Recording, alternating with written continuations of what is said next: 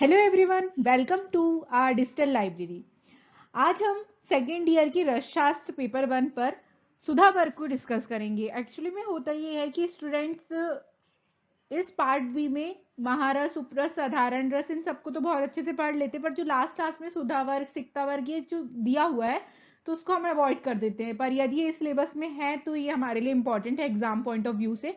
तो हम इसके शॉर्ट शॉर्ट पॉइंट्स इस वीडियो के माध्यम से समझेंगे ताकि आपका एग्जाम में कोई भी क्वेश्चन नहीं छूटेगा। Let's continue. सुधा वर्ग के द्रव्य, इसको हम कैल्शियम की प्रचुरता वाली द्रव्य भी कह सकते हैं, यानी सुधा वर्ग के अंदर का जितने भी द्रव्य आएंगे उसमें कैल्शियम की मात्रा ज्यादा रहेगी। तो इसके अंदर टोटल 12 द्रव्य आते हैं जिसको हम एक ट्रिक के माध्यम से भी याद कर सकते हैं। तो आप, मैं से बोलती हूँ, आप ध्यान से लिखेगा। सुधा ने खटिका से गोदंती को सफेद सुरमा लगाया, मृग शुक्ति शंख बजाए, शंभु समुद्र फेन से कूर्म कुकुंडात्वक अजा अस्थि बहाकर लाए। आई रिपीट, सुधा ने खटिका से गोदंती को सफेद सुरमा लगाया, मृग सुक्ति शंख बजाए, शंभु समुद्र फेन से कूर्म कुकुंडात्वक अजा अस्थि बहाकर लाए। यानी सुधा, खटिका, गोदंती, सफेद सुरमा, मृगशंख, सुक्ति, शंख, शंभुक, समुद्रफेन, कूर्मपृष्ठ, कुकुंडा त्वक और अजास्थि, ये सारे जो द्रव्य है सुधा वर्ग के अंतर्गत आते हैं। सबसे बेस्ट होगा यदि आपको श्लोक याद हो जाए, और जिसको नहीं हो रहा है तो आप इस ट्रिक के माध्यम से ये सारे नाम याद कर सकते हैं। अब हम इसके अंदर के इंपॉर्टेंट द्रव्य देखते हैं डिटेल में, जो पेपर में आते हैं मोस्टली। सबसे पहले होता है सुधा और चूना। ये फर्स्ट द्रव्य, इसी के नाम पर सुधा वर्ग नाम रखा गया। तो इसको इंग्लिश में हम लाइम या कैल्शियम बोलते हैं, जिसका फॉर्मूला होता है CaO, और चूने का पत्थर हो तो CaCO3। सुधा की डेंसिटी 1.55 होती है। इसके पर्याय चूर्ण, चूर्णक, शिलाक्षार और सोंदविला होता है। अब इस पे जो पार्ट दिया हुआ है चूने का कल्क, जिसको हम चूर्णोदक या फिर लाइम वाटर भी कहते हैं, तो इसको किस तरीके से बनाया जाता है, ये इंपॉर्टेंट प्रोसेस है। सबसे पहले हमको 2 रत्ती चूना लेना है और उसको 5 तोला डिस्टिल वाटर में हमको 12 घंटे के लिए छोड़ देना है। फिर 12 घंटे जब हम छोड़ देंगे उसके बाद हमें फिल्टर पेपर से इसको छानना है और कांच पत्र में रख लेना है। तो जो वो पानी होगा छानने के बाद जो हम स्टोर करेंगे वो चूर्णोदक कहलाता है। चूर्णोदक की मात्रा 1 वर्ष तक के बच्चों को 30 से 60 बूंद दी जाती है और जनरली इसकी मात्रा 2 तोला होती है। गुणकर्म, ये कृमिनाशक और अतिसारनाशक होता है चूर्णोदक। फिर हम इस पे सुधा परपटी देखते हैं। ये 1 भाग चूना और 2 भाग गंधक मिला होता है। इस पे रस रहित परपटी होती है और रक्त पित्त में यूज होती है, इंपॉर्टेंट है। इसके गुणकर कृमिनाशक, अतिसारनाशक, जैसा कि मैं आपको बता चुकी हूँ, उदरशूल, ग्रहणी, अम्लपित्त और मुखपाक नाशक होता है। इतने पॉइंट आपको सुधा वर्ग में याद रखने स्पेशली। नेक्स्ट आता है खटिका, जिसको हम चौक या पाइप क्ले भी बोलते हैं। इसकी हार्डनेस 1 होती है। ये माना जाता है कि ये सबसे कम काठिन्य वाला द्रव होता है सुधा वर्ग में। इसके पर्याय खटिका, खटिनी, खटी, लेखन मृतिका, कठिनी, कठिनिका, वर्णिका और वर्णलेखिका होता है। जो जनरली हम चौक यूज करते हैं वही खटिका है। संस्कृत में इसको खटिका कहा जाता है। अब परिचय के बारे में थोड़ी बात की जाए, पीजी पॉइंट ऑफ व्यू से इंपॉर्टेंट है कि खटिका का विस्तृत चिकित्सीय उपयोग रस तरंगिणी में मिलता है। रस तरंगिणी जो कि सदानंद शर्मा ने लिखी है। इस तरीके से हमको हिस्ट्री के पॉइंट्स भी याद रखने हैं। खटिका का वर्णन रस रत्न समुच्चय में गंधक के भेद के रूप में सर्वप्रथम आया है। ये इंपॉर्टेंट होता है कि सर्वप्रथम खटिका का वर्णन रस रत्न समुच्चय में आया है, जो कि रसबाग भट्ट ने लिखी है। भेद 2 होते हैं, खटी यानी मलिन और गौर खटी यानी शुभ्र। तो जो खटी होती है वो मृदु और मैली, किंतु गौर खटी जो होती है वो सफेद और भारी होती है। नेक्स्ट हम शोधन देखते हैं। खटिका चूर्ण को शुद्ध जल में खोलकर छान लेना है और फिर 3-4 घंटे तक उसको छोड़ देना है। तो इस तरीके से जब हम उसको निथार लेते हैं, सुखा लेते हैं, तो शुद्ध खटिका प्राप्त होती है। नेक्स्ट है मात्रा आधा से 1 माशा और इसका अनुपान होता है जल। फिर गुणकर्म की बात की जाए तो रस, तिक्त और मधुर, शोथग्न, पित्तग्न और व्रणरोपण होती है। प्रमुख योग दशन संस्कार चूर्ण, खटिका आदि पेय और मुग्ध रस। इतने पॉइंट्स यदि आप याद रख लेते हैं तो ये सफिशिएंट है। थर्ड है गोदंती, जिसको हम जिप्सम बोलते हैं। इसका फॉर्मूला है CaSO4 dot twice H2O। Hardness 2 होती है, डेंसिटी 2.4। गोदंती का पर्याय गोदंतिका, गोदंता, गोदंत, श्वेता ये सब होते हैं और हमें ये पॉइंट याद रखना है कि ये हड़ताल का भेद नहीं है। देन शोधन, गोदंती का शोधन हम नींबू सुरस या द्रोण पुष्पी सुरस में यदि 1.5 घंटे तक रखते स्वेदन करते हैं तो ये शुद्ध हो जाती है।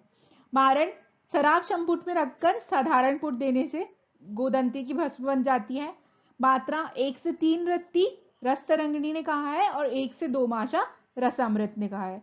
रस तरंगिणी सदानंद शर्मा की बुक है, जैसे कि मैं आपको बता चुकी हूँ। हमें साथ ही साथ ये पॉइंट जब भी आए तो हमें ये याद रखना है कि किसकी है, तो इससे हमारा रटने वाला जो काम होता है हिस्ट्री के लिए वो आसान हो जाएगा। अनुपान मधु, मिश्री, दूध या गोघृत। गुणकर्म जीर्ण ज्वरहर, बल्य, श्वास नाशक, शिरशूल, पांडु, उरा छत, बाल शोष और श्वेत प्रदर में दिया जाता है। योग गोदंती भस्म, काल अग्नि भैरव रस, त्रिलोक्य चिंतामणि रस, मुक्तादिवटी, सुधाष्टक योग आदि। पूरे योग जो बुक में दिए हुए हैं उतने हमें सारे के सारे याद रखने की जरूरत नहीं पड़ती, तो आप यदि 2-4 भी याद करते हैं तो सफिशियंट है। यहाँ पे मैं रसामृत बताना भूल गई, ये यादव जी त्रिक्रम जी की बुक है। फिर फोर्थ है मृगशृंग, जिसको हम हार्ट सॉन या फिर डियर सॉन बोलते हैं। इसका पर्याय एन शृंग, मृक्ष विषाण, हरिण शृंग, विषाण बताया गया है। और परिचय में बोले तो अथर्ववेद में उल्लेख है और सुश्रुत में मसी रूप में प्रयोग होता है। ये इंपॉर्टेंट है पीजी पॉइंट ऑफ व्यू से। इसका शोधन नहीं दिया। मारण जो है अर्क स्वरस या कुमारी स्वरस की भावना देते हैं। फिर चक्रिका बना सुखाकर शराब संपुट में बदकर गजपुट की अग्नि देने से मृगशृंग की भस्म बन जाती है। भस्म का वर्ण यदि इसमें 2 बोला गया है ना, अर्क स्वरस और कुमारी स्वरस, तो अर्क दुग्ध की भावना देंगे तो कृष्ण वर्ण की भस्म बनेगी यानी ब्लैक, और कुमारी सुरस की देंगे तो सफेद यानी श्वेत वर्ण की भस्म बनेगी। मृगशृंग की मात्रा 1 से 2 रत्ती होती है। अनुपान शहद, घी, दुग्ध और नवनीत। ऑलमोस्ट जिसमें भी अनुपान है वो अभी तक हमने जितने भी पढ़े उसमें से सेम है, तो ये पॉइंट आप एक जगह याद कर लेंगे तो सारी जगह पे लिख सकते हैं। गुणकर्म हृदय शूल, काश, श्वास, पार्श्व, पार्श्वशूल, प्रतिशाय हर, कफ निसारक होता है। योग बालार्क रस, ज्वरांकुश रस, सर्वेश्वर रस, त्रिनेत्र रस, ग्रहिणी कपाट रस, जवाहर मोहरावटी, कंदर्प सुंदर रस आदि। फिफ्थ है शुक्ति, जिसको हम पर्ल ऑयस्टर भी बोलते हैं, पर्ल मदर या फिर ऑयस्टर। ये मोलस्क जाति प्राणी का आवरण होता है, अ काइंड ऑफ शेलफिश, जो कि आपने जनरली देखे होंगे जब रेत वेत आती है घर बनने तो हमें सीप, जिसको हम नॉर्मल लैंग्वेज में सीप बोलते हैं, वो होता है शुक्ति। पर्याय मुक्ता माता, मौक्तिक मंदिर, मौक्तिक प्रस्वा, मौक्तिक मोती, मुक्ताग्रह, अब्धि मंडूकी, मुक्ता स्फोटा, महाशुक्ति आदि। जल शुक्ति के पर्याय है कृमिभू, शंभुक, तोय शुक्ति, जल डिंब, वारी शुक्ति, पुटिका और शुद्ध शुक्तिका। यानी शुक्ति के अंदर ही एक जल शुक्ति नाम से अलग प्रकार से वर्णन किया गया है। चरा को शुद्ध के काल से ही प्रयोग किया जाता है, तो इसका परिचय है। रस अर्णव और रस रत्नाकार में शुक्ल वर्ण के अंदर समावेश किया गया है। रस अर्णव जो भैरवानंद योगी की रचना है और रस रत्नाकार नित्यनाथ की। भेद 2 बताए गए हैं, मुक्ता शुक्ति और जल शुक्ति। शोधन दोला यंत्र विधि से जयंती स्वरस या किसी भी अम्ल द्रव में 1 प्रहर तक स्वेदन करने से शुक्ति शुद्ध हो जाता है। इसका मारण शराब संपुट में बंद कर गजपुट की अग्नि देते हैं जब हम, तो श्वेत वर्ण की भस्म बनती है। वैसे भी ये व्हाइटिश कलर का होता है तो इसकी श्वेत वर्ण की भस्म बनती है। भस्म की मात्रा 2 रत्ती। अनुपान शहद, घी, घृत। योग प्रवाल पंचामृत रस, लूता विषनाशक अगत, वडवानल रस, विषम ज्वरांतक रस, महागंधक और ग्रहणी शार्दुल रस आदि। नेक्स्ट है शंख, जिसको हम कॉन्च शेल या इसका फॉर्मूला CaCO3 होता है। ये मोलस्क जाति के प्राणी का बाह्य कवच है, यानी एक्सटर्नल कवरिंग होती है। जनरली जो हम पूजा में यूज करते हैं वही शंख है ये।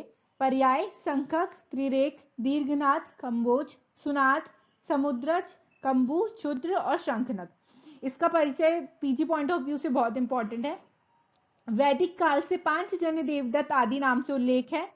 चरक ने जल जंतुओं के वर्ग यानी बारहस्या जंतु में से शामिल किया है। रस आर्णव में शुक्ल वर्ण में इसका उल्लेख मिलता है। रस आर्णव भैरवानंद योगी की रचना। शंख के कटे मुखाग्न को शंखनाभि कहा जाता है और हिंदू मान्यता के अनुसार लक्ष्मी का भाई भी शंख को कहा गया है। भेद दो होते हैं, दक्षिणाव्रत और वामाव्रत। तो दक्षिणाव्रत हम पूजा के लिए यूज करते हैं, श्रेष्ठ और दुर्लभ होता है, और वामाव्रत इसको हम औषधि में प्रयोग करते हैं, सुलभ होता है, यानी आसानी से मिल जाता है। आकृति की दृष्टि से शंख दो प्रकार के बताए गए हैं, शंख और शुद्र शंख। शोधन दोलय यंत्र विधि से जंबीरी स्वरस में 4 प्रहर तक यदि हम इसका स्वेदन करते हैं तो ये शुद्ध हो जाता है, या फिर जयंती स्वरस कांजी में 1 प्रहर तक स्वेदन करने पे शंख शुद्ध हो जाता है। मारन शराब संपुट में बंद कर गजपुट की अग्नि देते हैं तो श्वेत वर्ण का भस्म बनता है। मात्रा 2 रत्ती, अनुपान नींबू स्वरस या उष्ण जल। गुणकर्म रस कषाय कटु एवं क्षारीय लघु एवं शीतवीर। ग्राही दोषग्न दरिद्रता नाशक, संग्रहणी नाशक, नेत्र पुष्पहर, अम्ल पित्त नाशक, परिणाम शूल, स्वास्थ्य नाशक और यौवन पीढ़िका नाशक, यानी जो एक्ने होते हैं हमें उसमें ये यूज होता है। योग अग्नि कुमार रस, अग्नि संदीपन रस, अपूर्व मालिनी रस, कफ केतु रस, ग्रहणी कपाट रस, प्रवाल पंचामृत रस, महाशंखवटी, शंख भस्म और शंख द्राव। तो ये हमारे 6 मेन जो सुधा वर्ग के द्रव्य थे वो कवर हुए एग्जाम पॉइंट ऑफ व्यू से। अब हमें ये याद रखना है कि समुद्र फेन को कटल फिश बोन बोलते हैं और कुकुटांत त्वक को एग शेल बोलते हैं। इतना सफिशियंट है सुधा वर्ग से, आपके पेपर में कोई भी क्वेश्चन आएंगे तो आप उसको अच्छे से सॉल्व कर सकते हैं। Thank you so much for watching. Stay connected with our digital library for more videos.